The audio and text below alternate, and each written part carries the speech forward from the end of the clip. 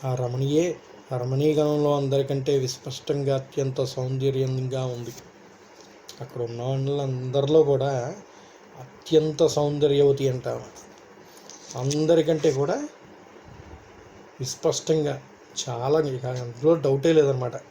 ఆమె అంత అందగత్తి అక్కడ లేదు. అక్కడ ఉన్నవాళ్ళ మొత్తంలో అందరిలో కూడా అందగత్తి ఆమె అంట. బహుశా ఏమయ్యే మా అమ్మ ఏమో అనుకున్నాడంట ఒక నిమిషం. గంతులు వేశాడు, గానం చేశాడు, సంతోషంగా నవ్వుతూ స్తంభాల మీద దూకటం ఆరంభించాడు. హనుమంతుడు అమ్మయ్య, ఎంత తిరిగినందుకు నా తపస్సు ఫలించింది, సీతమ్మవారు దొరికింది అని సంతోషించాడంట.